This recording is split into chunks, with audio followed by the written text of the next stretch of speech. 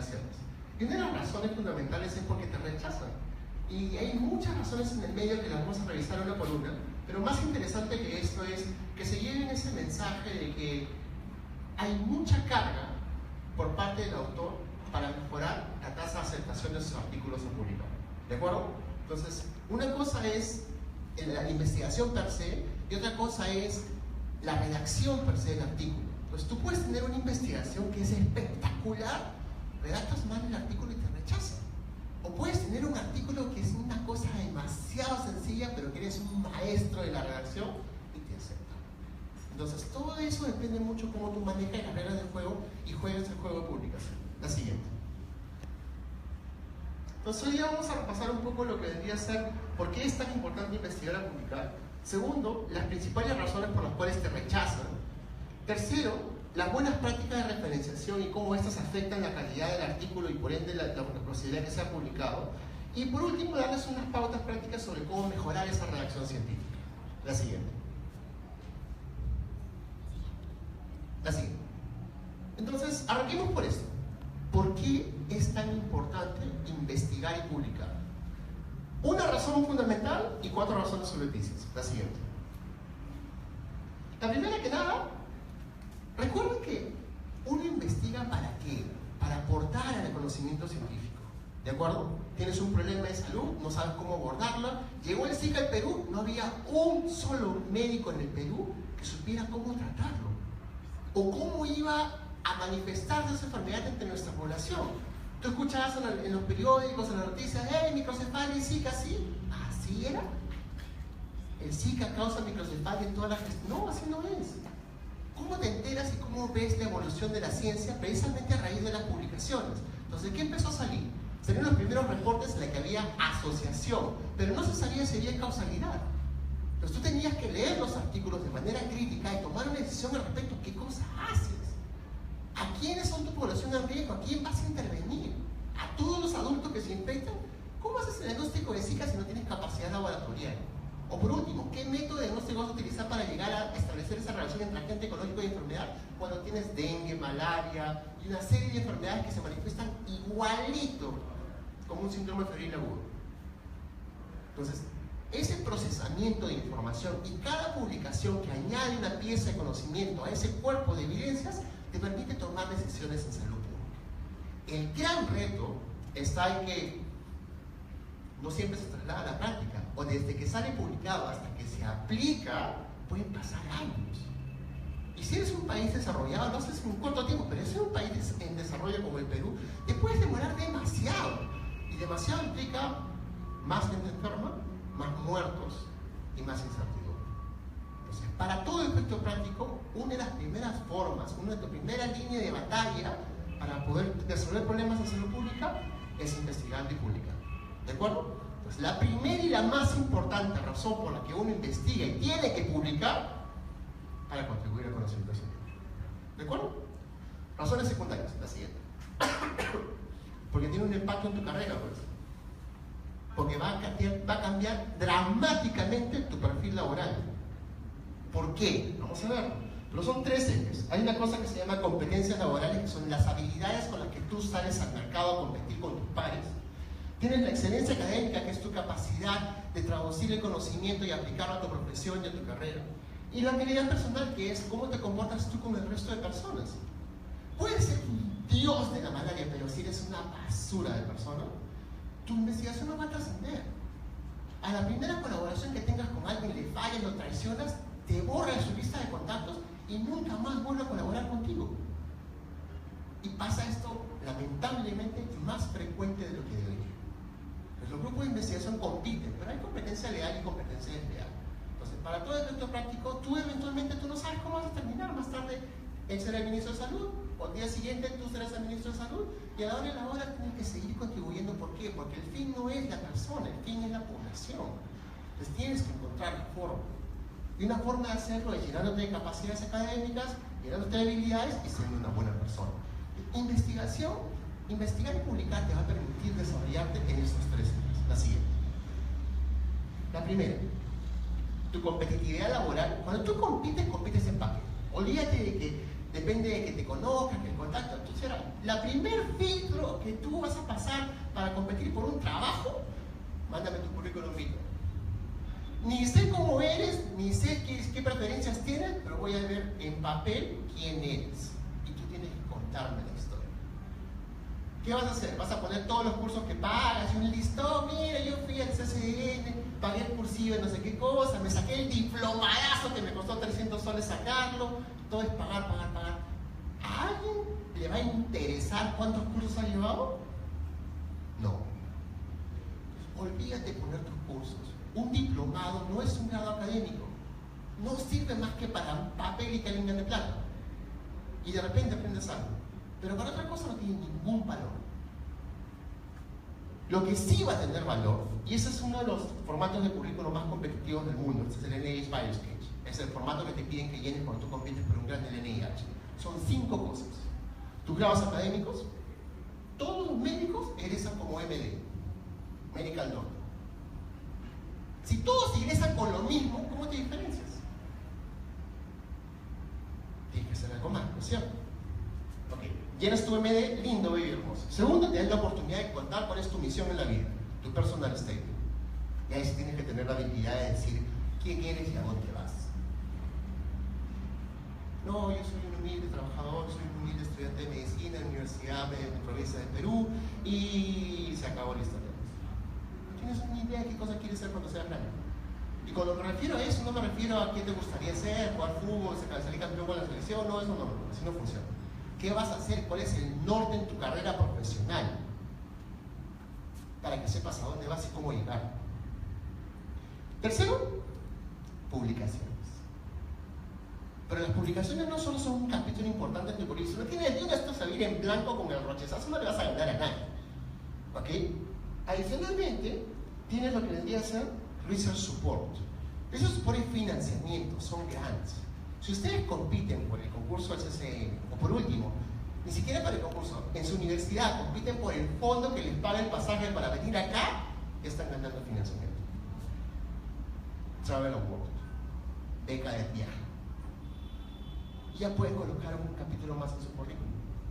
Y brilla, porque no es lo mismo, y ojo, los investigadores competimos por financiamiento luego que tenemos un montón de publicaciones y decimos que tenemos la capacidad de ejecutar un proyecto desde inicio hasta el final. El sponsor te dice, ¿quién eres tú para darte $100,000? Y por último, no te lo voy a dar a ti, te lo voy a dar a la institución por la cual que te está presentando. Los grants nunca salen a nombre individual, salen a nombre de instituciones. Entonces, para yo darte plata a ti y confiarte que tú la vas a manejar de manera correcta, tienes que contarme bien la historia de quién eres. ¿De acuerdo? Entonces, investigación va a tener un impacto en cuántas publicaciones tienes, en cuántos financiamientos has recibido y tus posiciones y honores. ¿Cuántos cursos de investigación has ganado? Solo investigando y publicando puedes llenar 3 de los más exigentes criterios de selección en un formato de currículum vitae. La siguiente. Tu desarrollo profesional. Uno no investiga solo, ¿de acuerdo? Nadie investiga solo. Aquel que te dice que investiga solo te está floreando o te está mintiendo. Quieres tener una serie de habilidades para tomar decisiones. Para empezar, tienes que saber realizar literatura. Un investigador que no tiene acceso a las bases de datos importantes es un investigador cojo, manco y ciego. ¿Ok? Si no tienes acceso a Scopus, a Embase, la mitad de tus revisiones van a estar completamente incompletas y el resto va a ser inválida. Tienes que tener la capacidad de hacer lectura crítica. Te llega un ensayo clínico y tú te lo vas a creer con el cuentazo de medicina de evidencia de que es la mejor evidencia disponible. No. Depende de la calidad del ensayo clínico. Tú tienes que leerlo, comértelo con tenedor y cuchillo, disecarlo y decidir si esa evidencia sirve o no. Durante 20 años han cuentado el cuentazo chino de que la medicina basada en evidencias te permite decir ensayo clínico, automáticamente grado de recomendación A. Del 90 al 2010 tuvieron que pasar 20 años para que la gente se le prenda el foquito y se dé cuenta que eso es una barbaridad. Eso es una acción, y los axiomas han nacido y se han construido para ser destruidos y retados. Ahora, ¿qué tienen? Las guías GRADE, ¿no es cierto? ¿Qué cosas son las guías GRADE? 16 papers que te permiten evaluar la calidad de los ensayos clínicos, de la evidencia, perdón.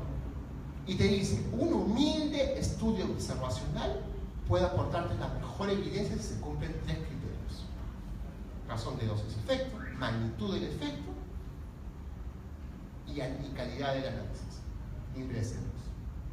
Un ensayo clínico puede terminar siendo una basura de evidencia si no te reporta el análisis de intención a tratar, te reporta el análisis por protocolo. Si no es un estudio clínico doble ciego, sujeto a sesgo del paciente, etcétera, etcétera, etcétera. Entonces, todos esos criterios te los tienes que interiorizar, tienes que conocerlos y dominarlos para que puedas hacer, ¿qué cosa? Lectura crítica de evidencias. Y medicina basada en evidencias es eso. Que tú puedas tomar la mejor evidencia teniendo acceso a la mejor evidencia disponible. Desarrollo de habilidades para búsqueda de evidencia, diseño de estudio, interpretación de resultados y sobre todo, ahí no muere la cosa. Tú publicas el artículo y como autor no te encargas de hacer marketing de los resultados de tu investigación como si no hubiera pasado nada. ¿Pero por qué no me citan? Porque no haces tu chamba, pues. No has hecho marketing a tus estudios. Mejora el rendimiento académico, ese es más bonito. Hicieron los estudios y se vio que aquellos que investigaban y publicaban en el pregrado tenían mejores notas, tenían mejor ranking, si lo quieres. Porque es todo un ensayo investigar y publicar en el pregrado. No te la vas a hacer el último puesto de la promo, te saben pasar su examen, no lo votan. Entonces, los que investigan y publican son aquellos que pueden, para empezar. No te preocupes por tu nota, puedes dedicarte a actividades extracurriculares. Mentoring. Desarrollo integral e integridad científica. Esta es una relación entre el supervisor y el mentí. Para todo efecto práctico tienes que buscar un buen mentor, pero busca uno bueno, alguien que haya publicado, no cualquiera. Es tu modelo a seguir, esto va a ser tu papá adoptivo si lo quieres. No escojas a cualquiera, pues. Escoge el mejor de lo mejor. Y gracias a las redes sociales te puedes avalar hasta con un premio Nobel si quieres. Mándale correo. En el peor de los casos no te responde. La siguiente. Desarrollo personal. Tienes que comportarte como un profesional. Si te dicen la reunión es a tal hora y llegas tarde, ni más te vuelven a convocar. Si el mentor te está regalando su tiempo, que es algo que nunca más va a recuperar el resto de su vida, aprécialo, pues valóralo. No es cualquier cosa lo que te está regalando. Trabajo en equipo, pasión por el trabajo. Manejo de deadlines. El deadline para envío de proyectos de investigación al Congreso, el CCN, ¿era cuánto? O sea, los encargados del Congreso ven su bandeja de correo. Extensión. 2 semanas después. 2 semanas después. Extensión de la extensión. La última hora, no te pases. Ese conducta a ser muy listo. ¿Tú crees que en un Congreso en Estados Unidos te van a posponer el deadline? ¿Solo porque tú no enviaste tu trabajo? Resiliencia, manejo de rechazo. Te van a rechazar, ¿eh? No hay ningún investigador en el mundo que haya publicado todos los artículos que hayan aceptado. Tienes que aprender del rechazo, tienes que saber manejar. Tienes que aprender de manejo continuo, tienes que ser tenaz, ¿no? Si tienes un buen artículo, mándalo al Lancet. Sin roche, lo traduces y lo mandas. ¿Qué va a pasar? Que te rechazan. En el peor de los casos te lo aceptan. Y ya está. Saca tu artículo. Pero si te conformas con la mediocridad y solo lo mandas a revistas en el Perú, esas que no están indexadas en ninguna parte, no estás compitiendo. Y lo peor es que pierdes la oportunidad de aprender de los mejores. Manejo del tiempo, competitividad, comunicación científica. La siguiente. Entonces, te publico tu rechazo tiene que ver con un montón de aspectos que no necesariamente tienen que ver específicamente con la redacción. La siguiente. Primero que nada, hay un proceso. ¿Cómo se llama ese proceso? Revisión por pares. ¿Qué cosa es? Es la revisión de la calidad y rigurosidad científica. Uy, caramba. Ya no es el volumen, cuántas palabras tienes, está bonito, en negrita, en blanco, en gris, en colores. No. Quiero ver la calidad de la investigación y de la redacción de ese manuscrito. Entonces, esa evaluación de manuscritos, realizada de manera crítica e independiente por expertos invitados, tu comité revisor. Son 2 o 3 por lo general. Que no forman parte del comité editorial de la revista a solicitud del editor de la revista. Entonces tienes al editor de la revista, pata mira su listado, ¿de qué es tu trabajo? De malaria, ok. ¿Cuántos expertos tengo en malaria en mi comité, entre los colaboradores de la revista? Tengo a tantos. ¿Quiénes han publicado algo parecido? ¿Quiénes son los expertos temáticos? Y les consulto. Y les mando un correo de invitación. Tú te sientes honrado porque te llega un correo. Doctor Quispe, lo invito a revisar parte del comité revisor de este artículo que lleva por título tal. Si usted acepta, por favor, loguéese con su cuenta en la página web de la revista y usted puede emitir la opinión. El plazo es para tal fecha y para tal fecha. Me fregaste, porque es una responsabilidad enorme ser revisor de un artículo de investigación. Y eso también lo puedes colocar en tu currículum, dicho sea de paso. Es un reconocimiento por pares, es un honor. ¿Se acuerdan que hay una sección de honores de awards? Ahí va. Hay tipos, abierta, simple y doble ciego. El doble ciego apesta. Es la que el revisor no tiene ni idea de quién es el autor y el autor no tiene ni idea de quién es el revisor. Horrible. Lo han analizado y resulta que es una pésima práctica. ¿Cuál es la recomendación actual y vigente? Que el revisor sepa quién lo está revisando. Y quien revisa sepa quién es el autor. Y que se comporte de manera honorable, no manifestando su conflicto de intereses. ¿Hay mi competencia? No. Así no funciona. Y por último, tú eres una opinión de 3, no la dirimente. La dirimente es la editor de la revista. Entonces, si tú no te comportas, nunca más te vuelven a invitar como revisor. Si no haces una revisión buena, nunca más te vuelven a invitar. Criterios para ser revisor: experticia temática, tienes que ser imparcial, tienes que ser académico, tienes que ser innovador y tienes que ser sumamente responsable con los deadlines y con la calidad de tu revisión. La siguiente. Entonces, este proceso tiene varias fases, pero hay 3 fases críticas. La primera es que lo envíes. No hay forma de que te publiquen si no envías el manuscrito. Y ahí nomás ya te volaste el 90 y pico % de la investigación que se hace. La gran mayoría de investigación que se hace termina encarpetada en el escritorio del investigador y nunca es enviada para publicación.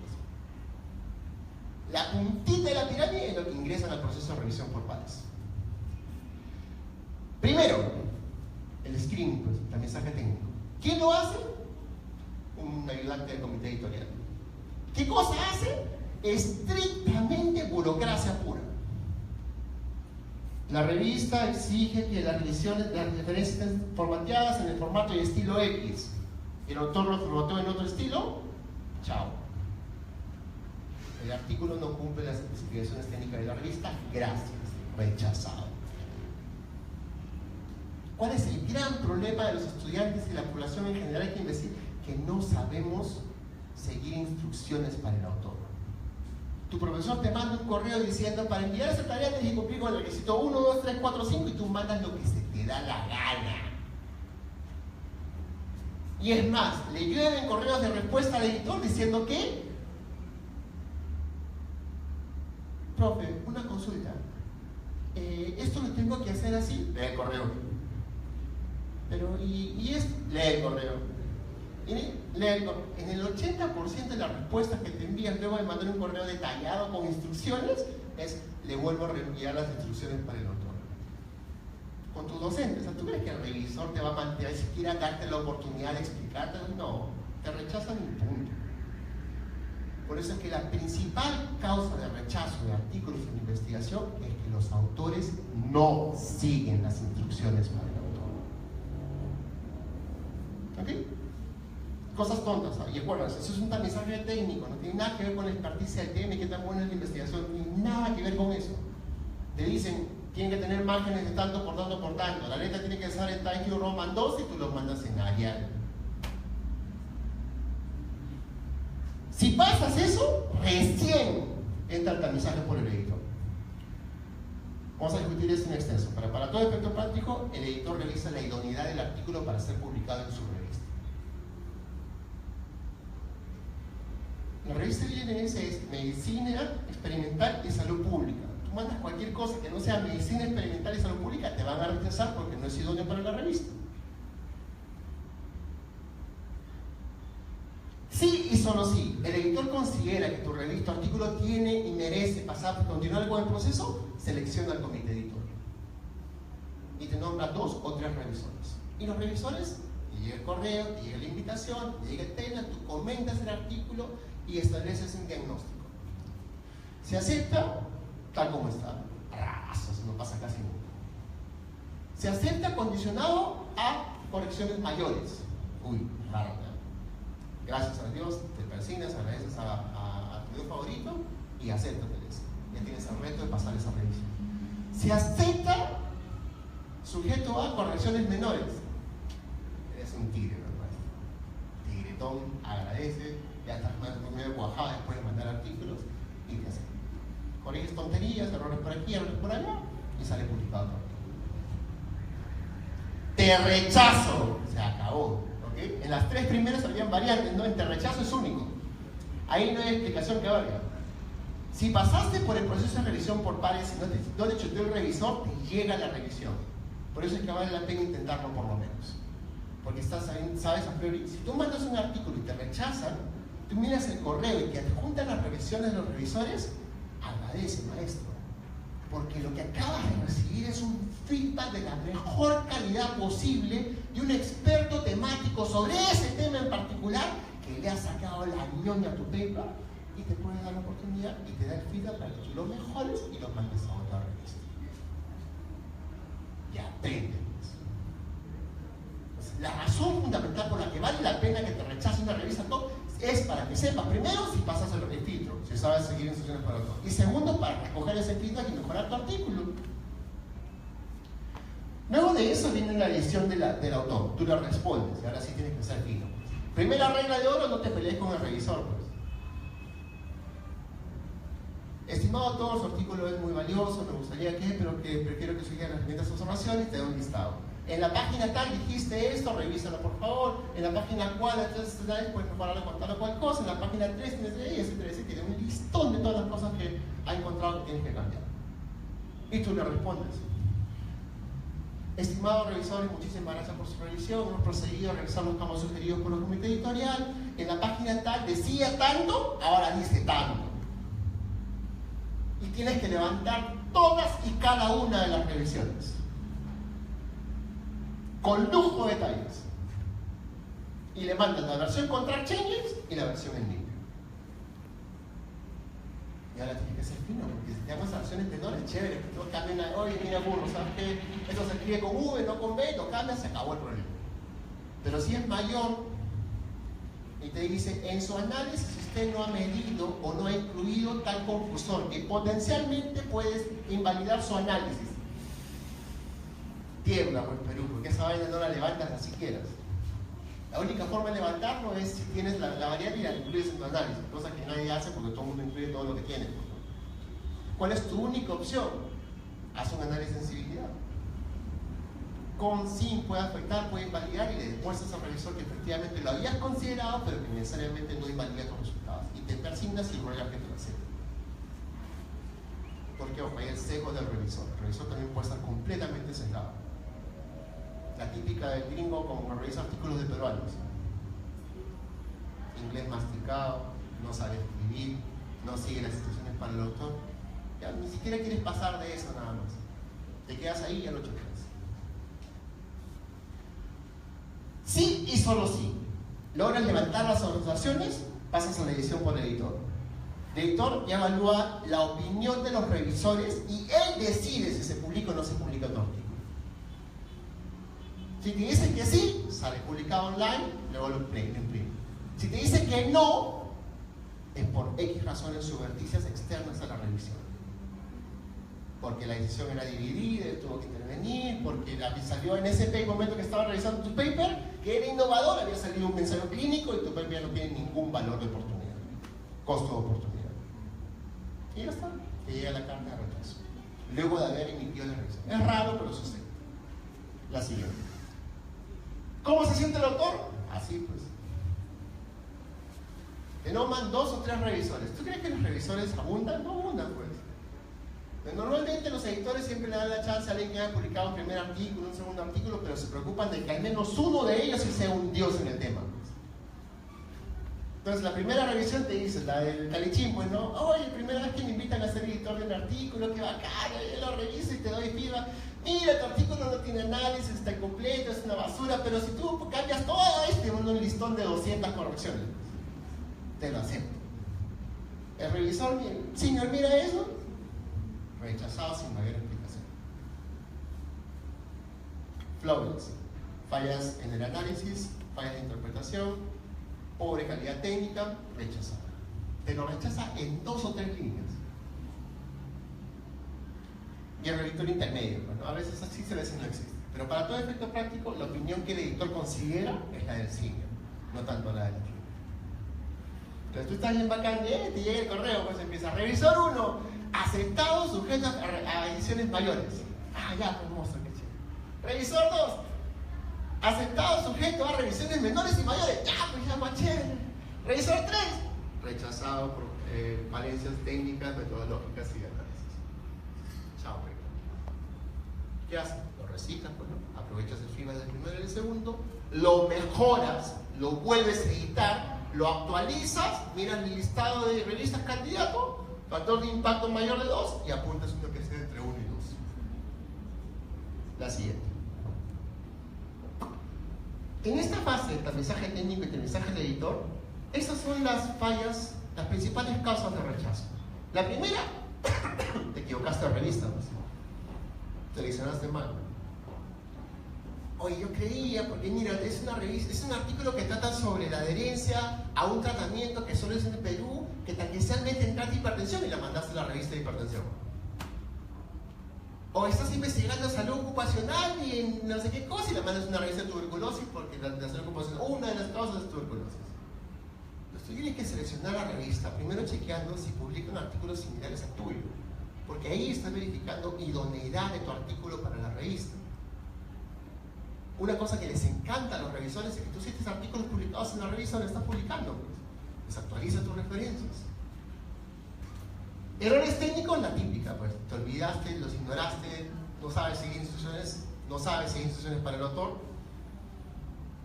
Sospecha de plagio, agárrate. Esa es una falla fatal.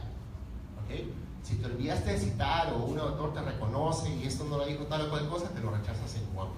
Ahí sí no te explican por qué. Pobre ortografía y gramática, por right. Esa te la perdonan, ¿no?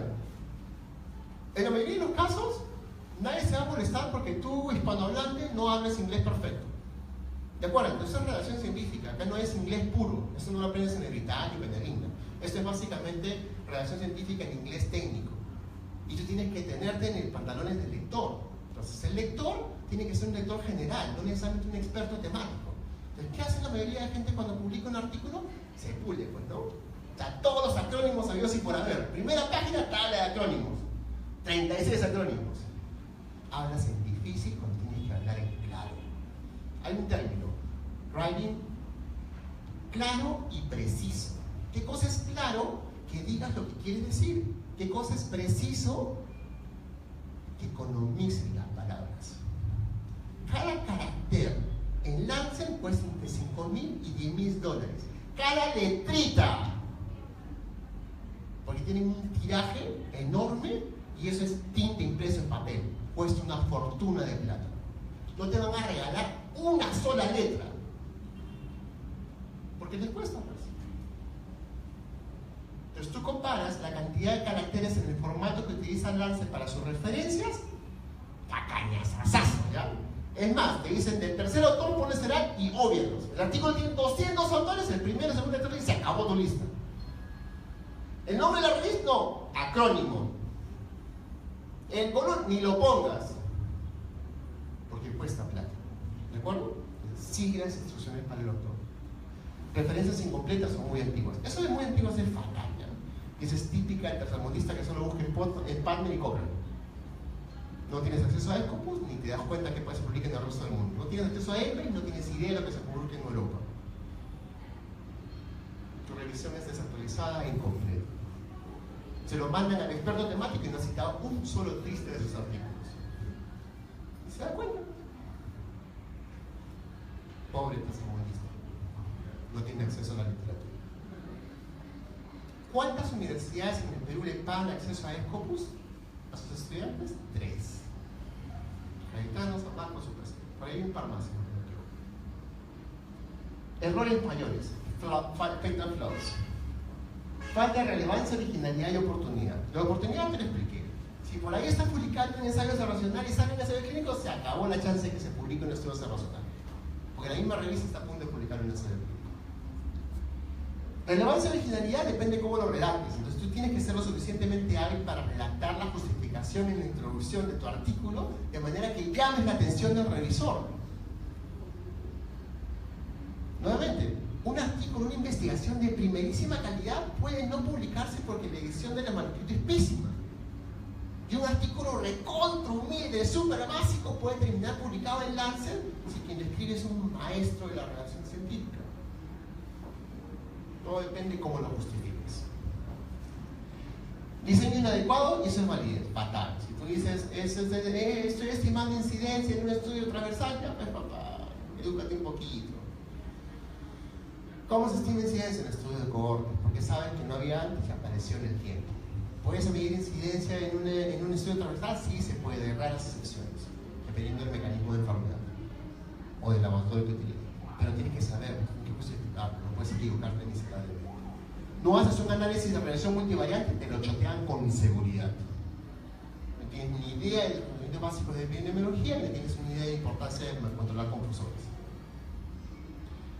Resultados incompletos o parciales. Esto es fatal, ¿ya? Si el editor lee de que se está haciendo salami o está presentando parte de otro estudio y ese estudio no ha sido publicado o lo que fuera, te lo chotea en guam, no te voy a explicar por qué. Simplemente a decir errores técnicos y metodológicos. Sesgo del revisor, ya casi agárrate, pero esto ya no hay forma. La revisión por pares sigue siendo revisiones por humanos y los humanos se pueden equivocar. En la gran mayoría de los casos tú vas a asumir que se equivoque eres tú, pero para todo efecto práctico hay un sesgo del revisor que daña el mecanismo de revisión por pares y hay una serie de discusiones al respecto sobre cómo mejorarlo. Una de ellas es que no sea blinding, que tú sepas quién te revise y el revisor sepa quién está revisando. Porque eso implica que vas a ser más responsable, pues. Va a salir mi nombre publicado como que yo rechacé ese artículo. Agárrate, ahí sí te da miedo, ¿no? Ya no estás hablando de tonterías, cuidas tu impresión. Tú dices, oye, errores gramaticales aquí y acá, y cuando le responden a la revisión, hartos errores gramaticales. Total, ¿en qué quedamos? La siguiente. El rechazo en segunda instancia es cuando ya el tamizaje técnico pasó. Efectivamente, formateaste correctamente tu artículo, el editor evaluó la idoneidad para la revista y te dijo, ok, perfecto, procedamos. Nombran a tu comité revisor y los revisores son los que te dan el feedback para que tú mejores o te rechazan el artículo. Y es democracia pura. Normalmente son 3 para que 2 de 3 permitan que se acepte el artículo. Rara vez, en el caso si es que el single es el que te lo acepta y los juniors son los que te lo rechazan, el editor puede tomar una voz dirimente y publicar el artículo. Pero para todo efecto práctico, una de las principales razones por las que no te van a publicar tu artículo es que no lo respondas a los revisores. O no lo respondes o lo haces fuera de los deadlines. Chao, esa sí no te lo perdonan, eso no te lo perdonan aquí en Perú. Respuestas insatisfactorias son de 3 tipos. Primero, oye, lo que pusiste en la tercera oración del segundo párrafo, revísalo por favor. Esa es la solución. Tú lees eso y automáticamente, pucha madre, me olvidé la referencia. Te están diciendo en tu cara pelada que has hecho un plagio miserable y escandaloso. Tú lo rechazas, lo ignoras y se lo respondes diciendo cambiaste o editando una que otras palabras sin darte cuenta que lo que te estaba diciendo es que haya la cita, perparón. ¿Cómo se te ocurre poner una oración y no colocar la cita?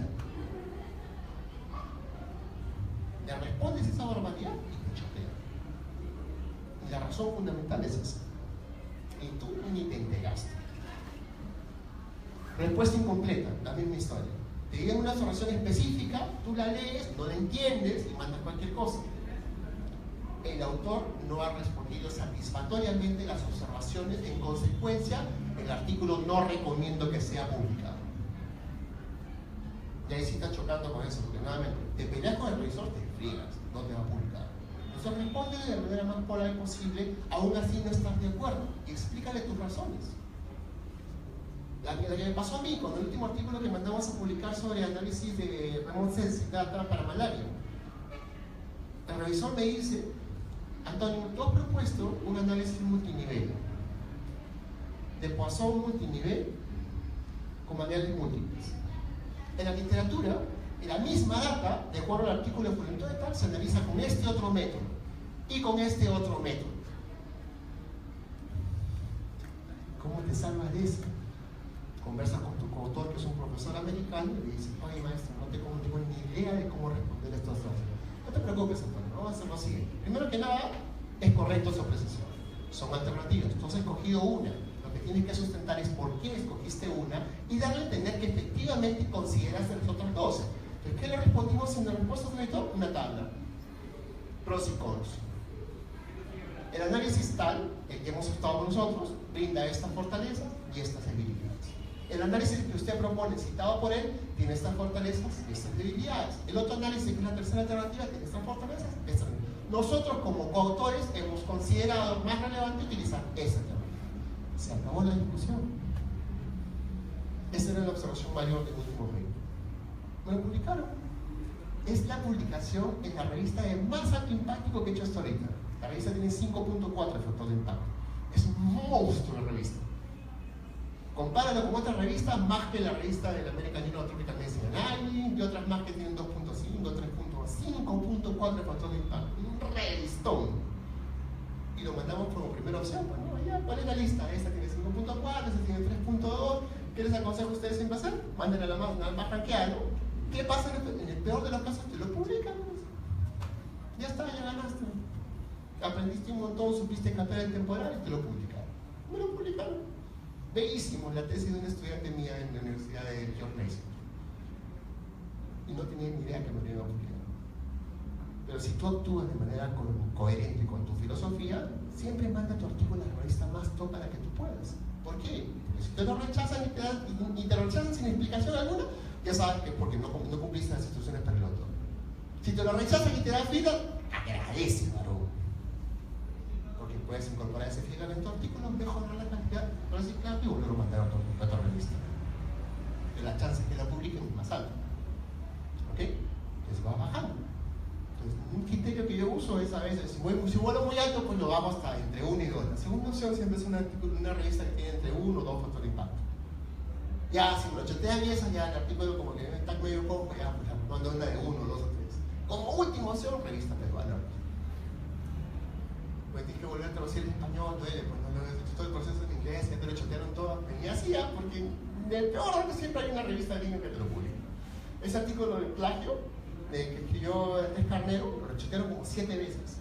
Y empezamos así, altísimo. Mayor de 5, mayor de 4, mayor de 3, mayor de 2, mayor de 1, como último recurso, ya en español, no, ranquear, revista de 1, y lo publiqué. Reporte de 7 casos de plagio en la maestría de investigación epidemiológica. Sesgo del revisor. Y ahí sí, esto es incomprensible porque él no lo entiende. Entonces piensa, tu revisor te está diciendo, oye, no lo entiendo, aclárame, y cuando se lo respondes, no lo sigues sin entender. Su sesgo, pues, ¿no? Yo hablo inglés, no hablo español, pero oye, para mí está claro, para ti no hay punto de discusión. Simplemente explícale bonito de que has hecho modificaciones y esperas de que eso sea claro la posibilidad. Quien va a tomar la decisión al final es el editor. Y por último, siempre hay un editor gramatical, así que vas a tener oportunidad para mejorar eso. Esto de aburrido es fatal, ya, pero hay como 7 artículos que hablan sobre este tema en particular, y una de las razones por las que te pone el editor, it's boring. Tu artículo es aburridísimo. Prefiero chuparme un clavo antes de leerlo. Literalmente, te lo dicen tal cual. ¿Qué haces? Nada, porque no sabía conectar el interés. O sea, la justificación de tu estudio depende de ti. Y cómo tú lo justificas depende de tu arte, ¿no? Sesgo del editor, sí, pues también es sesgo del editor que tienes que considerar. Para empezar, hace una evaluación integral de las opiniones del revisor y él decide si te da chance o no te da chance. Costo de oportunidad te entregaste. Pues en la misma revista, a la par que está revisando tu artículo, está revisando otro que es mejor o está mejor redactado, en la última que está a punto de meterse al horno y te chotea. Pues. Tú lees el siguiente número y ves el otro artículo de tu competencia. Batallas. Costo de oportunidad. Eso no lo sabes, no hay forma de saberlo. La única forma de saberlo es siendo los congresos. La siguiente. Esto fue lo que hablamos en un taller ayer en extenso. He cogido 2 o 3 slides porque es la carnecita, vamos a hacerlo súper rápido. La siguiente. Primero que nada, violas la integridad de los bancos. O plagias, o falsificas, o fabricas. ¿Ok?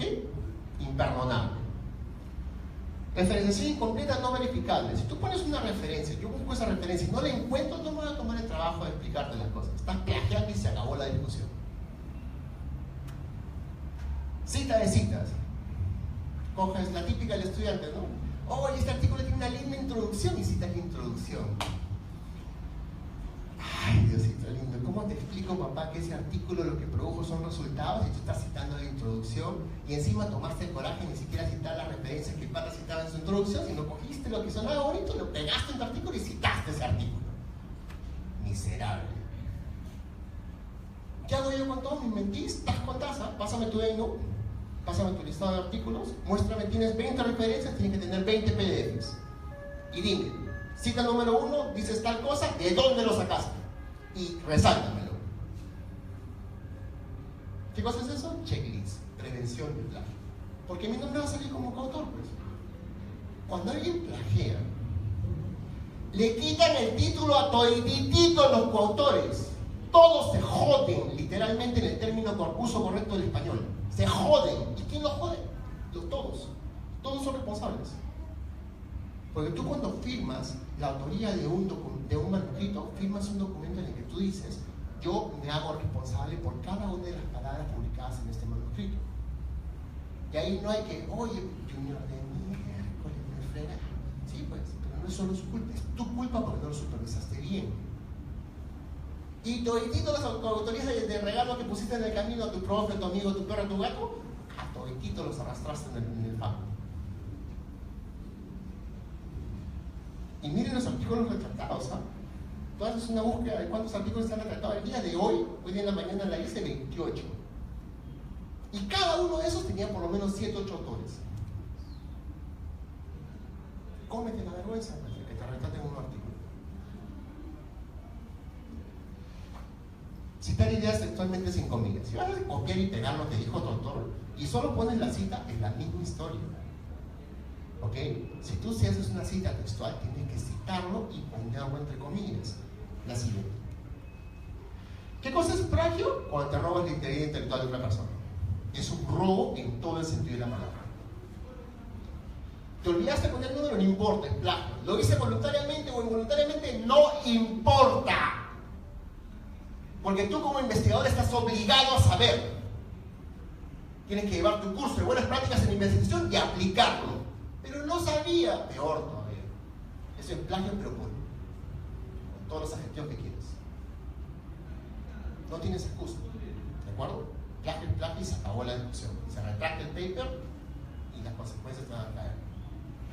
Fabricación. Este es más tranquilo de detectar. Esto es facilite porque es software. Pero esta de acá y esta de acá, agárrate. Eso lo saben los expertos. Te mandan la pregunta, son bien hábiles. Te enseñan cómo hacer esto, dicho sea de paso, el curso es cómo ser revisor de artículos. Hazle una pregunta condicionada a un valor y que te mande el intervalo de confianza. En este análisis, este intervalo de confianza no se corresponde coherentemente con los demás. ¿Puedes explicármelo, por favor? Chiquitita, toma. Ya te puso la trampa. Sálvate. Vuelves a correr tu análisis y te diste cuenta que efectivamente tu valor es blanco. Te equivocaste el número, pusiste 78 y resulta que era 99. Acuérdate, el intervalo de confianza es una fórmula matemática que tú puedes derivar a partir del error estándar. Entonces yo puedo recalcular tu intervalo de confianza a partir de los datos que tú me mandas en tu manuscrito. Yo hago el cálculo, no me corresponde y te hago la pregunta. Oye, esto no me suena correcto, explícamelo por favor. ¿Qué te estoy pidiendo? Que me vuelvas a correr el análisis. Y te estoy dando la oportunidad de que lo corrijas. No lo corriges, chao. Y ojo, cada vez que tú emites una misión como revisor, llena lo que es público e internamente le estás diciendo al editor, creo que esto es plagio, creo que está falsificando, creo que está fabricando datos. El editor recibe tu información y la procesa. La siguiente. Referenciación incompleta y no verificable. ¿Qué te has olvidado en esta? Te olvidaste autores, pues. No están completos. Por alguna razón me extraña, no sé por qué lo hacen, pero muchos estudiantes le quitan todo lo que va después de los 2 puntos en el título. Tipicazo del proyecto de investigación de congreso. O por último, no citan el número, cuando la revista tiene numeración que se reinicia en cada número de cada volumen. Las revistas peruanas tienen esa pésima costumbre. La gran mayoría reinicia el número de página en cada número de cada volumen. Tu revista la dice, viene ese y en la página 1 en cada uno de los números. Las revistas gringas, ¿qué hacen? Arrancan con el el artículo 1, el número 1 del año del volumen de esa revista, página 1, el último artículo del último número de esa revista, página 2854, pues una cosa así. ¿Qué pasa con eso? Tú ves el número, ya no tienes por qué colocarlo. Volumen, número, página, solo se quiere decir que la página no es significador único. La siguiente.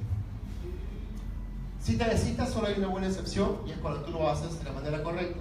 Citas el artículo que estás leyendo, que citó el otro artículo y lo citas y lo comentas.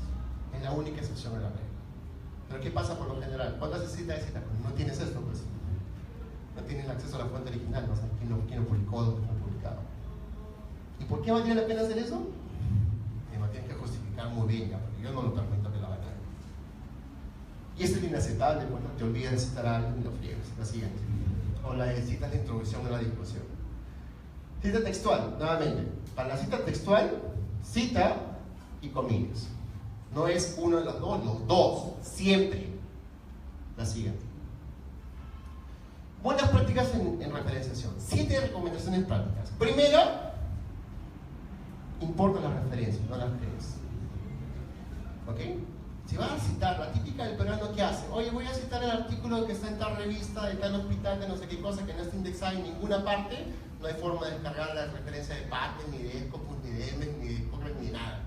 Entonces, ¿qué tienes que hacer? Crearlo manualmente. Cuando lo creas manualmente, ¿qué llenas? Lo mínimo, pues, ¿no? Los 5 espacios y el resto, no te importa. Es una forma muy astuta de decir, vas a hacer eso, créeme, hay mejor literatura, cámbiala, pues, usa una mejor cita. Si tienes que usar una referencia que no puedes descargar, ya tienes una señal de que no tienes que usarla. Y si sí, porque es el reporte de INS, la última estadística disponible, es una enfermedad en el Perú, ese es un reporte de documento técnico, eso tiene otro formato. No tienes que crear un formato de artículo. La siguiente.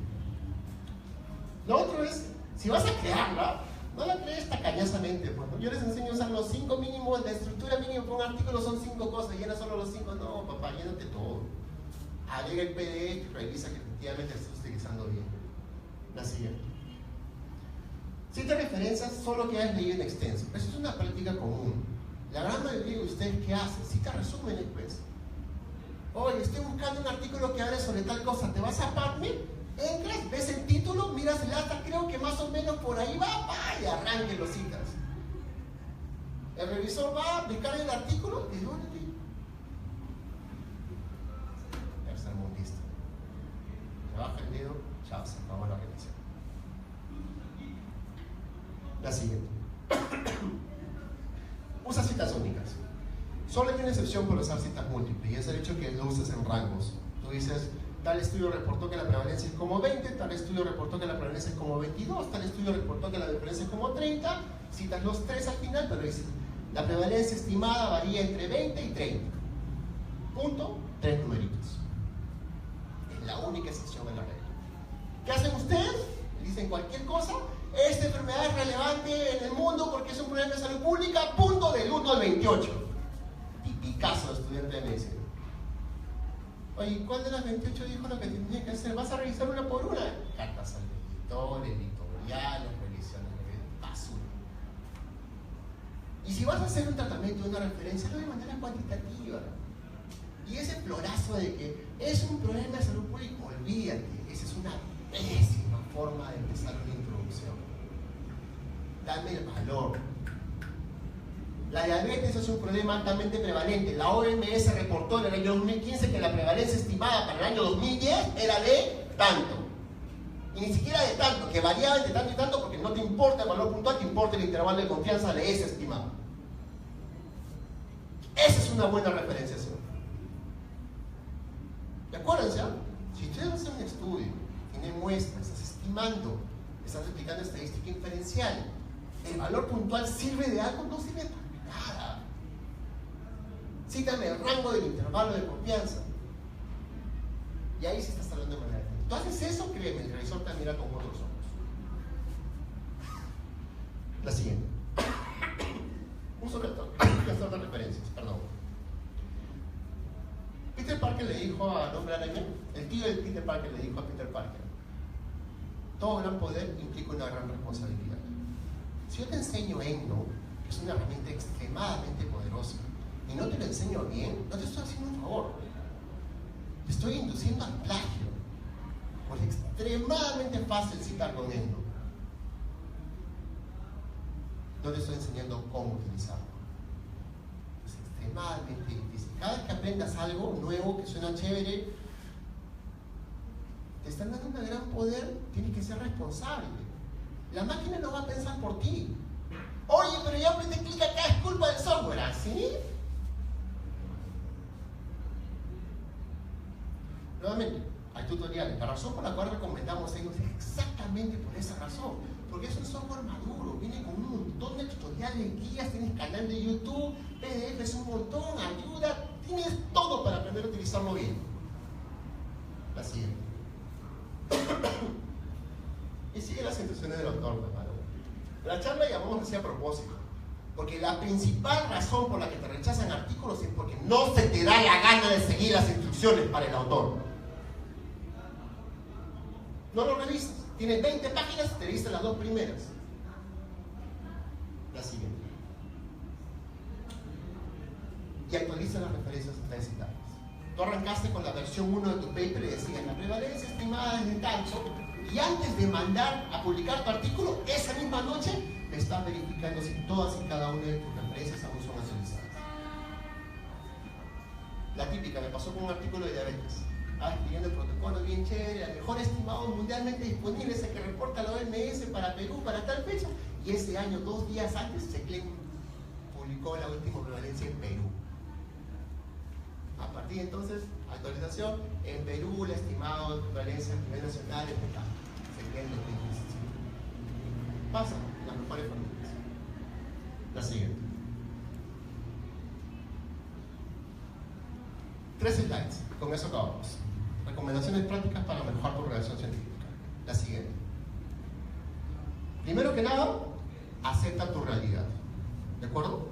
Tú has sido formado en un colegio en el Perú. Todas tus evaluaciones eran marcando, adivinando y achuntándole entre la A y la E. Rara vez, si estuviste en un colegio particular, te evaluaron escribiendo un ensayo. No sabes escribir. ¿De acuerdo? Cuando tú te piden en Gringolandia, te piden, oye, levántame tu nota, ¿qué te dicen? Escríbeme un ensayo, toma este tema, tienes 3000 palabras. El profesor coge tu ensayo y lo corrige. Errores gramaticales, errores ortográficos, fondo, ideas, estructura, 1, 2, 3, 4, párrafos, conclusiones, correlación entre los argumentos, etcétera, etcétera, etcétera. Cuéntate o haz memoria cuántas veces te han evaluado así. Y si esa es la única forma de aprender a escribir, ¿cómo ya no vas a aprender a escribir? No lo sabes. Entonces, si tú partes y aprovechas la ciencia, vas a recordar que hay un concepto que se llama tabula rasa. Es más fácil enseñarle algo a alguien que no sabe nada sobre el tema que enseñárselo a alguien que lo aprendió mal. ¿De acuerdo? Es extremadamente difícil enseñarle a un médico a escribir un artículo científico porque lo aprendió mal. Él cree que sabe escribir. Le pides que redacte algo y te manda oraciones de 5 líneas. Entre la primera mayúscula y el punto hay como 3 verbos, 3 ideas, una sintaxis completamente equivocada, voz pasiva, un desastre. Y si escribes en inglés y llevas los cursos de redacción científica o scientific writing, lo primero que te dicen qué cosa es, usa voz activa. Wikipedia, ¿no? ¿Qué cosa es voz activa? Sujeto, verbo, predicado. Mayúscula, sujeto, verbo, predicado, punto. Entonces tienes que editar, y editar sin misericordia. No entiendes el error principal. La voz activa es aprender a usar los verbos, ¿de acuerdo? Cuando tú lees o revisa ahorita los papers que has publicado, los ensayos o los abstracts, y sé crítico contigo mismo para que aprendas tus propios errores. ¿Cuál es la definición de idiota? Que tú hagas las cosas 2 veces de la misma manera, esperando resultados diferentes. En el sentido médico estricto de la palabra, ¿de acuerdo? No seas idiota, pues. Aprende tus propios errores. Si ya te corrigieron eso una vez, no lo vuelvas a cometer. Y sé más inteligente aún, aprende de los errores de los demás. Mira, errores comunes de redacción científica, te dicen 20, 30, y los tuyos son 50. Cualquier barbaridad que escribas, empieza checklist. Ya aprendí. Hábilmente se escribe con tilde, con H, etc. Los meses es con mayúsculas y sin mayúscula. ¿De acuerdo? ¿Cómo coloco el intervalo de confianza entre paréntesis? En español tengo que ser igual, espacio, coma. En inglés tengo que ser coma. ¿Cómo es? Ya aprendes. Lo aprendes una vez, lo jalas para el resto de tus publicaciones. No es fácil, ¿eh? Muchas de las cosas que te enseñan en el colegio sobre cómo relacionar no tienes ni idea de cómo se plantean en un manuscrito científico. Y no uses acrónimos. Asume que la gente no tiene memoria corta. Un artículo con más de 3 acrónimos es un mal artículo. Estás en la página 5, estás leyendo qué cosa significa PLE. No tienes ni idea. Y si no te pusieron una tablita al inicio, no tienes que volver a leer todo el artículo para acordarte qué significa el acrónimo. Voz activa, sujeto, verbo, predicado, y no me hables en negativo. ¿Ok? Cada vez que tú usas una expresión en negativo, edítala y ponle en positivo. ¿Que el vaso es medio vacío, medio lleno? No, el vaso está medio lleno. Y ese es el mensaje, ¿de acuerdo? Es uno de los principales mensajes y ideas fuerza del curso de redacción científica. Háblame en afirmativo, no me hables en negativo. Y eso tiene una correlación estadística. Tú nunca puedes demostrar que algo no existe. Tú dices, no existe evidencia para recomendar. Tú haces la revisión sistemática y no encuentras un triste paper que responde a esa pregunta pico. ¿Cuál es tu conclusión? ¿Que no existe? No, pues, no puedes concluir eso. Que no lo encuentres no significa que no existe. Y escribe observaciones cortas. Edita, ¿ya? ¿No? Chapa tus 2 oraciones. Si ves un punto y coma, cambia ese punto y coma por un punto y arranca, sujeto, verbo, predicado. ¿Ves más de 2 verbos en una oración? Córtalo a la mitad. Y no conviertas verbos en pronombres. Es una estupidez que hacemos los hispanohablantes. Todo el tiempo estamos hablando, convirtiendo verbos en pronombres. Googlealo, ¿ya? Esto no es fácil de explicar. Siguiente. Consideraciones utilitarias. No escribas solo, pues. Si sabes que no sabes escribir, ¿por qué vas a mandar el primer draft de cualquier cosa? Jamás de los jamases en tu vida profesional, salvo que no valores tu salario, mandes el primer draft de lo primero que escribes. Tienes que enviar el DNS es el viernes, estás recontra que eso, el miércoles en la noche terminas el documento, te vas a dormir, tomas un buen desayuno y en la mañana siguiente estás jugando al revisor de lo que tú has escrito. Y sin misericordia te mentas la madre de ti mismo. Y corriges todos los errores. Chapas tu lista de errores, los aplicas. Chapas tu lista gramatical, los aplicas. Chapas tus conceptos generales y los aplicas. Y la misma versión corregida por ti mismo va a mutar radicalmente en un documento de versión a la siguiente. Esto es un grave problema y es estructural. ¿De acuerdo? No tenemos acceso a las bases de datos para hacer revisiones sistemáticas completas. Yo tengo la suerte de todavía tener que gozar de la suscripción a Welch, que es la biblioteca de Hopkins. Y ahí sí me dan acceso a todititas, ¿sabes? No me falta ninguno. O sea, a mis estudiantes, ¿yo qué les digo? Tranquilo, varón, yo te ayudo con eso. ¿De acuerdo? Hazlo tú, te enseño cómo buscar, y cuando te choques contra la pared porque no tienes el acceso, me avisas, pero demuéstrame que has hecho tu tarea. Es una oferta en general para todo el mundo. Si tú tienes que hacer una publicación científica, estás trabajando y me demuestras que realmente has hecho, aplicando los conceptos que yo acostumbro enseñar en mis clases, yo te bajo los papers que tú no has podido bajar. Pero bajo. Es una comunidad muy grande la que compartimos artículos para gente que no puede bajar los artículos. Doctor Kirchner, mire, estamos haciendo esta revisión sistemática, de estos hemos seleccionado estos 5 artículos, hemos hecho todo lo posible, lo hemos buscado en Research, lo hemos buscado en Google Scholar, lo hemos buscado en SciHub, lo hemos buscado en todas las bases de datos y no cae.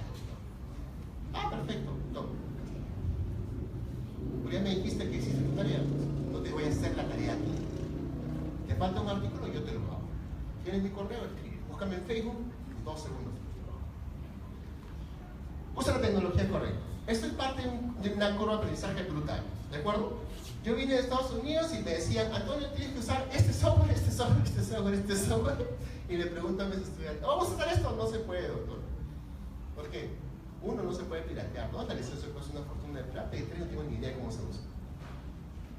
Ya. Ok, ¿qué alternativas tenemos? Este y la otra.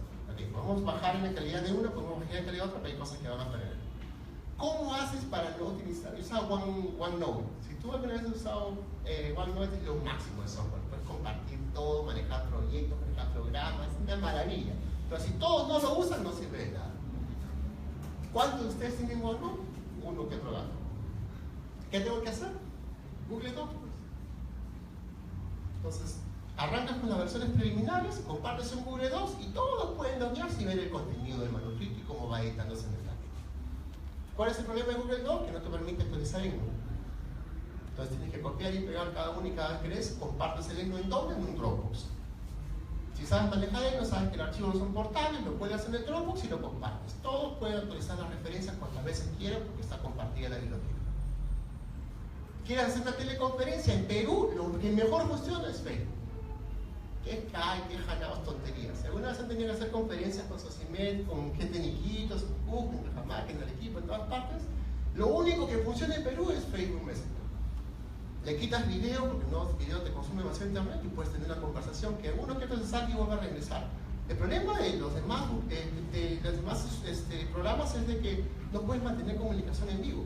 O si escribes un texto, todo el mundo lo lee, pero en Messenger todo el mundo lee lo que tú escribes y puedes compartir archivos y se recontra pasar. Si quieres que vean tu pantalla, uso Hangouts. Solamente en aquellas conferencias que yo hago, en las que quiero demostrarles algo que no sepan hacer y quiero ya hacerlo en mi computadora y que ellos aprendan, les hago el demo en vivo y les pido que lo graben. Y usa EndNote. EndNote es de lejos el mejor gestor de referencia y todavía es pirata en Perú, así que suerte. Consulta a los expertos, pues. Créense su cuenta en RazorGate, ¿de acuerdo? RazorGate es el Facebook de los investigadores. Si lo quieren para más fácil, yo contactaba a 5 premios Nobel para hacerles preguntas específicas sobre el trabajo de investigación, solo porque estaban en RazorGate, y los 5 me respondieron. ¿Cuál es la probabilidad de que tú como investigador te haga una consulta sobre tu tema de experticia temática y tú no respondas? Es el 5%, 1%. En el gran mayoría de los casos se tomará su tiempo, pero te responden. Pero ya tienes la opinión del experto, eso vale.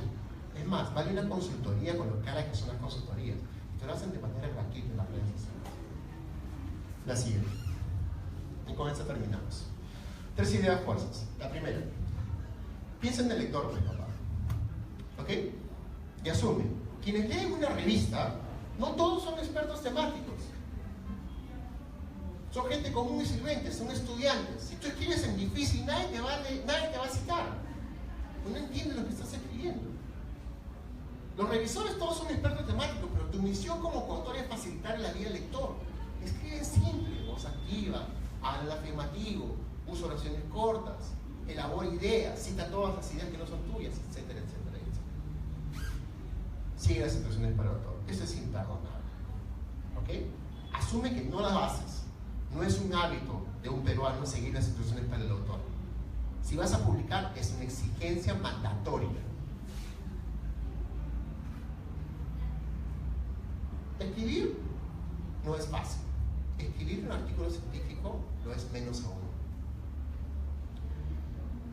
La idea es de que edites misericordiamente, busques feedback, te retroalimentes de alguien que sepa más que tú, edites e iteres y pases de la primera versión hasta la versión 50 si es necesario. Hasta que el artículo esté bien escrito para que no te lo rechacen a la primera. Y puedas escribir de manera clara y precisa. La siguiente. Esta es una frase que le hemos manejado como cuántas versiones de esta frase hay, pero el mensaje es el mismo, ¿de acuerdo? Los tontos, porque idiotas sonaba demasiado fuerte. Los tontos no aprenden de sus propios errores, ¿de acuerdo? Los inteligentes aprenden de los errores de los demás. Esa es una de las razones fundamentales por las cuales debemos investigar. ¿De acuerdo? No sabemos el problema, no sabemos la respuesta al problema, buscamos la respuesta publicada. Y a partir de ahí construimos y aportamos el conocimiento científico. Bueno, ha sido un placer acompañarnos esta mañana, un gustazo enorme. Gracias.